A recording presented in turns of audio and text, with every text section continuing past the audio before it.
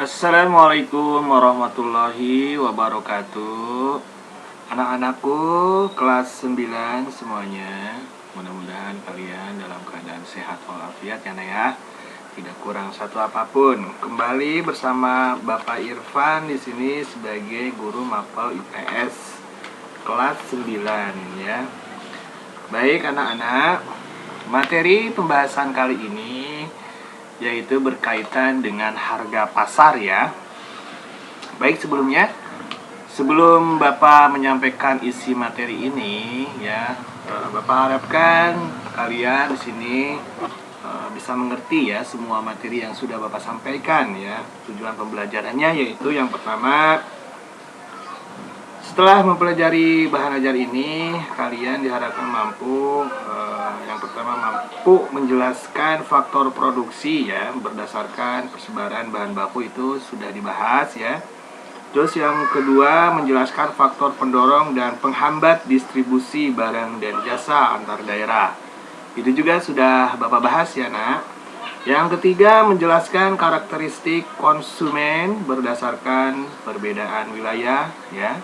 Dan yang terakhir, nah ini yang akan Bapak bahas ya, berkenaan dengan harga pasar, yaitu nanti kalian dapat menjelaskan penentuan harga berdasarkan lokasi dan jaraknya. Baik anak-anak, langsung saja ke materinya. Ya, di buku paket juga sudah ada. Oke, yaitu harga pasar ya. Bapak akan menjelaskan dulu apa sih harga pasar itu setelah kalian mempelajari kegiatan-kegiatan ekonomi lainnya ya. Seperti kemarin sudah dibahas, yaitu produksi itu apa ya, distribusi itu apa, terus konsumsi itu seperti apa. Nah, setelah kalian memahami ketiga materi itu, baru kalian juga harus memahami ini adalah harga pasarnya gitu ya. Baik, dalam dunia keseharian mungkin kita melihat adanya pertemuan antara penjual dan pembeli ya di pasar ya. Nah, pasar sebagai salah satu sarana kegiatan ekonomi masyarakat melibatkan penjual dan pembeli dalam kegiatannya. Ya, pasar merupakan bagian penting dalam kegiatan perekonomian negara, yaitu pasar. Nah, di dalam kegiatan pasar, para pembeli berdatangan dan dari berbagai tempat tentunya ya, dengan tujuan mendapatkan barang ataupun jasa yang dibutuhkannya. Nah, keinginan pembeli untuk membeli barang ataupun jasa itu biasa disebut sebagai permintaan atau demand ya. Nah, permintaan terhadap barang ataupun jasa akan dapat dipenuhi dengan produksi dari sisi produsennya atau supply. Terus munculnya aktivitas produksi akan melahirkan penawaran tentunya ya. Nah, penawaran dari siapa? Dari produsennya ya. Adanya permintaan dan penawaran akan menyebabkan timbulnya transaksi, dan disitulah adanya harga pasar ya, transaksi jual beli yang diakhiri dengan tercapainya kesepakatan harga ya, atau disebut dengan harga pasar, kesepakatan harga itu ya. Baik, pengertian harga pasar. Ketika melakukan transaksi, sebenarnya antara produsen dan konsumen terdapat kepentingan yang bertolak belakang. Kenapa? Nah, Bapak akan jelaskan. Produsen sebagai pihak penyedia barang dan jasa, hendaknya harga yang terbentuk itu biasanya tinggi ya, agar mendapatkan keuntungan maksimal ya. Kalau dari sisi produsennya pasti akan mencari keuntungan yang lebih besar ya dari kegiatan produksi dan distribusinya ya. Terus sebaliknya dari konsumen ya. Kalau konsumen menghendaki harga barang ataupun jasanya yang dibeli pasti harganya murah ya, pengen murah, rendah, agar semua kebutuhan kegiatan ekonominya dari pihak konsumen itu semua bisa terpenuhi ya. Akan tetapi ya, melalui tawar-menawar, dua keinginan yang bertolak belakang tadi menemukan jalan keluarnya ya. Jadi solusinya adalah tawar-menawar ya dari kegiatan harga pasar itu, yakni dengan menetapkannya harga pasar ya. Nah, berarti kesimpulannya harga pasar adalah harga kesepakatan ya antara penjual dan pembeli yang tercipta melalui proses tawar-menawar, ya. Pada tingkat harga ini, biasanya produsen atau penjual bersedia memberikan barang atau jasanya, dan konsumen pun membeli bersedia membayarnya. Artinya, antara permintaan dan penawaran telah terjadi keseimbangan, ya, atau disebut dengan equilibrium. Oke? Yang kedua, proses terbentuknya pasar. Ya, bagaimana proses terbentuknya pasar? Proses terbentuknya pasar yaitu harga pasar dapat dijelaskan dengan menggunakan beberapa penjelasan, ya. Ada dua diantaranya melalui pendekatan tabel dan pendekatan kurva, ya. Bapak akan bahas mengenai pembahasan pendekatan tabel dulu, ya. Nah, melalui pendekatan tabel, harga pasar dapat dicari dengan menghubungkan berbagai tingkat harga, yaitu price, ya, disebut P. Nah, dengan jumlah penawaran, yaitu QS atau supply, itu dari jumlah permintaannya adalah QD, ya, atau quantity demand. Nah, dengan cara ini kita akan mengetahui pada tingkat harga tertentu terdapat kesamaan jumlah antara permintaan dan penawaran, ya. Tingkat harga yang terbentuk pada saat jumlah permintaan dengan penawaran sama, ya. Inilah yang disebut harga pasar. Jadi antara permintaan dan penawaran sudah bertemu, gitu ya, titik keseimbangannya tadi. Oke. Nah, berikut contoh tabelnya, anak-anak. Di situ ada tabel, ya. Tabel dari permintaan bawang merah, ya. Ini kita cari harga pasarnya atau titik keseimbangannya bertemunya di mana, di harga berapa, ya. Oke, kondisi A dengan harga yaitu 15.000, jumlah permintaannya atau QD-nya adalah 30 kg, jumlah penawarannya atau supply-nya 75 kg. Yang B 14.000, ya, jumlah permintaannya 40 kg dan jumlah penawarannya 60 kg, ya. Nah, kondisi A dan B ini kalau Bapak terangkan di sini adalah dia disebut dengan kelebihan penawaran. Ada selisih di situ, ya. Kenapa disebut kelebihan penawaran, ya? Karena permintaannya adalah 30 kg, tapi jumlah yang ditawarkannya adalah 75 kg. Ada kelebihan penawaran sebesar 40 kg. Begitu juga dengan B, ya. Permintaannya hanya 40 kg, jumlah barang yang ditawarkannya 60 kg. Jadi kelebihan penawaran 20 kg dengan harga antara kondisi A dan kondisi B itu di 15.000 dan 14.000, ya.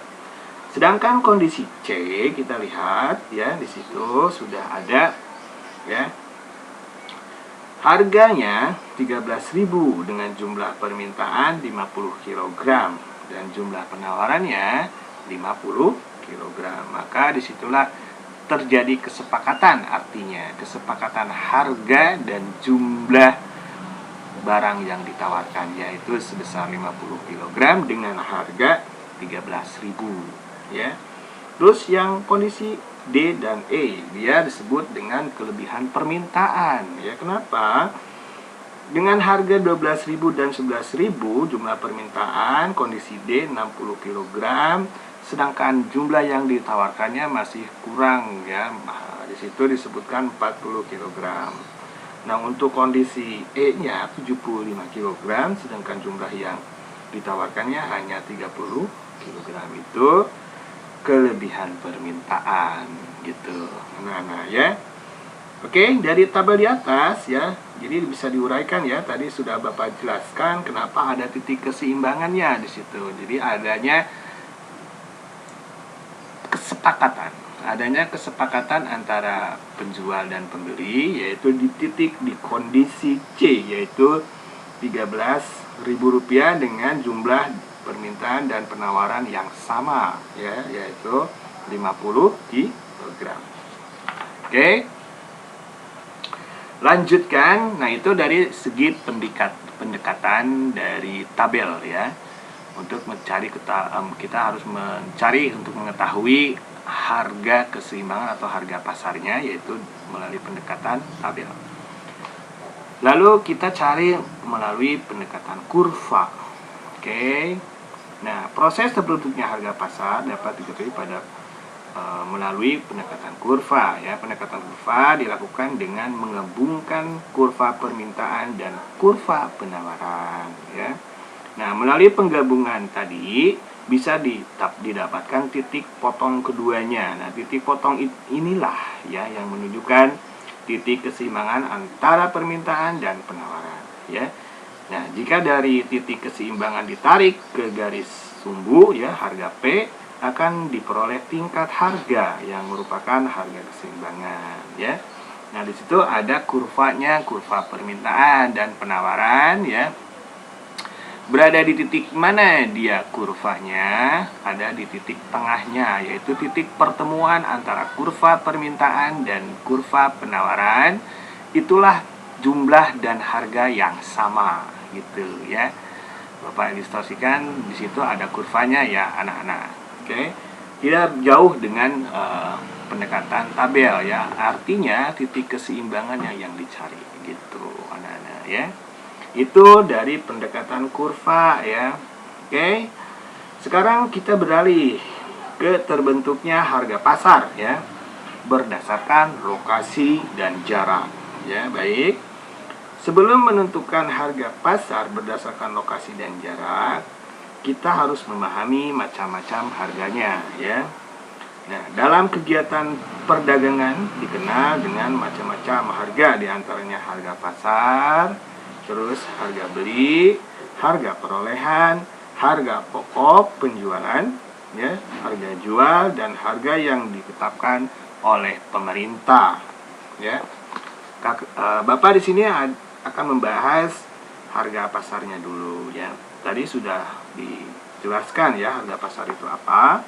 Harga pasar adalah harga yang disepakati oleh penjual dengan pembeli, maka saat terjadi transaksi jual beli itu adalah harga pasar ya.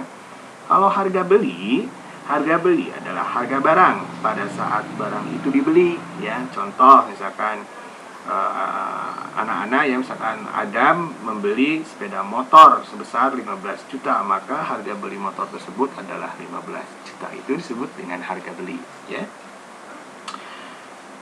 Nah, berikutnya adalah harga perolehan. Harga perolehan adalah harga ditambah dengan biaya sampai dengan barang tersebut dapat digunakan, ya. Contohnya perhitungannya seperti ini, ya. Harga sepeda motor dibeli sebesar 17 juta, ya. Terus di situ ada biaya administrasi sebesar 6.000 dan biaya balik nama sebesar 500.000. Maka harga yang diperoleh yaitu 17.506.000 rupiah. Gitu ya, cara membaca harga perolehan. Selanjutnya kita beralih ke harga pokok penjualan atau disebut juga dengan HPP ya, harga pokok penjualan. Apa itu harga pokok penjualan? Harga pokok penjualan adalah harga barang atau jasa yang terjual berdasarkan harga perolehannya. Nah, HPP disebut juga harga pasar atau harga dasar ya. Harga dasar barang hasil produksi, jadi harga dasarnya ya sebelum dijual gitu.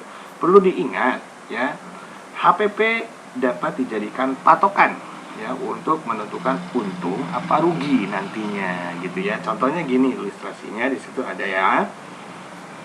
Misalkan untuk memproduksi 5 kg kue diperlukan 1 kg telur ayam senilai 10.000 ya. 4 kg tepung terigu senilai 32.000, 1 kg gula pasir senilai 7.000 dan 500 gram mentega senilai 11.000 rupiah. Gas dan lain-lainnya 15.000 ya, serta 1 orang pegawai dengan upahnya 10.000 ya. Nah, semua bahan tadi apabila kita jumlahkan akan memperoleh atau diperolehnya HPP ya, harga pokok penjualan 5 kg kue kue. Nah, ini ilustrasinya ya. Oke, dan di situ sudah ada ilustrasinya, dijumlahkan saja. Semua dijumlahkan, maka terdapat HPP-nya sebesar 85.000 ya per 5 kg kue. Ya, paham ya?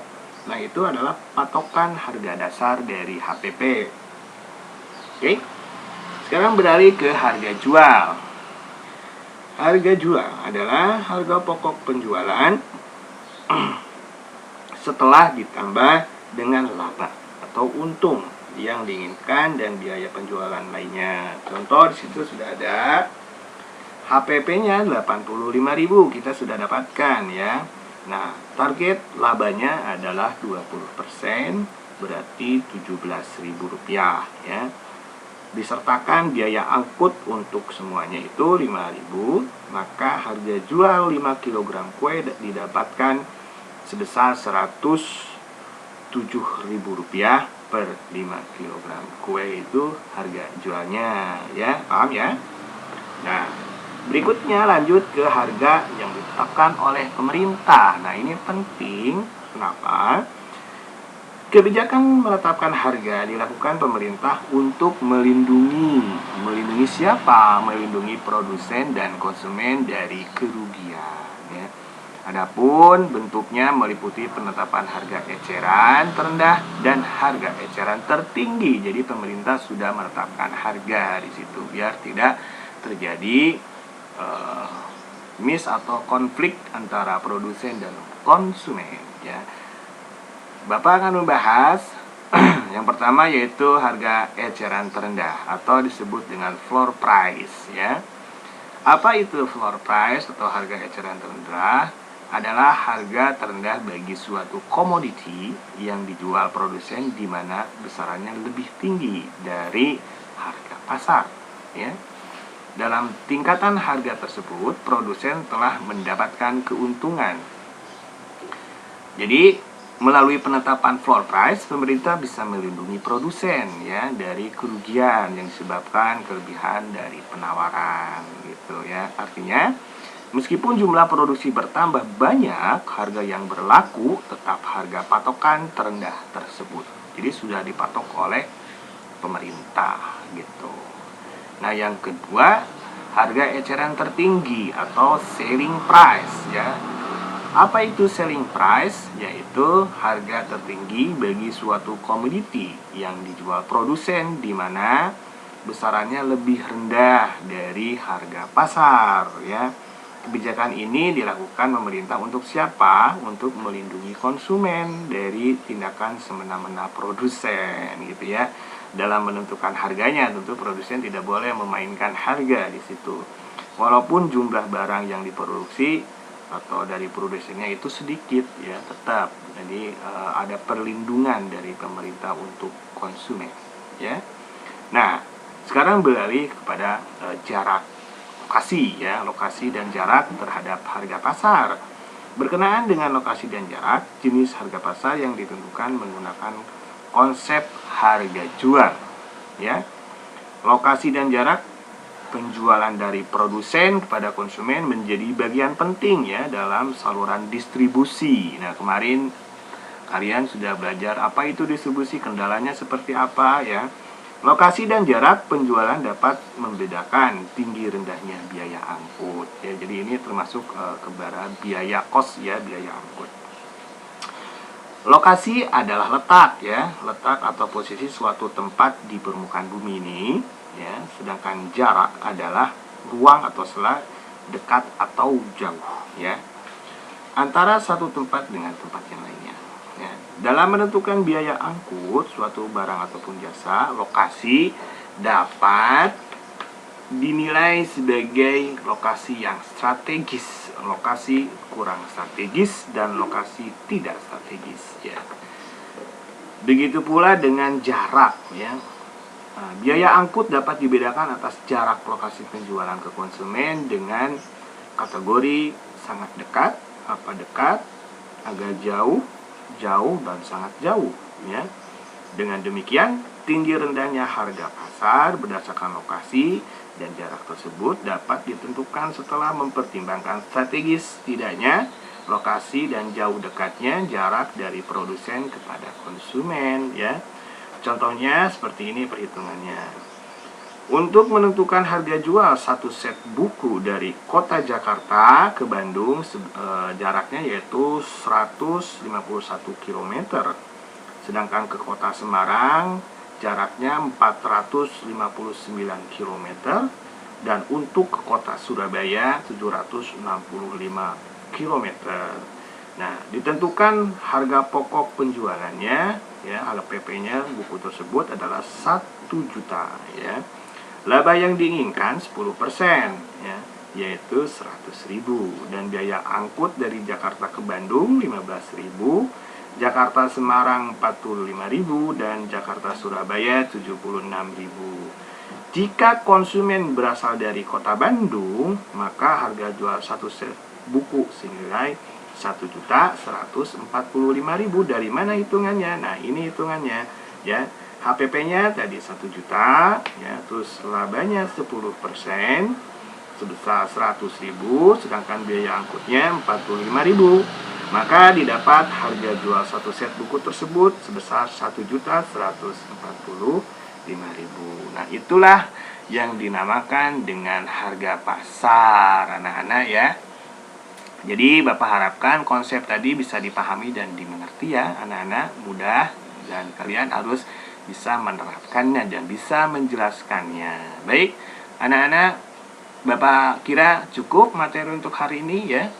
Kita akan melanjutkan nanti materi berikutnya ya. Terima kasih. Wabillahi taufiq wal hidayah. Wassalamualaikum warahmatullahi wabarakatuh.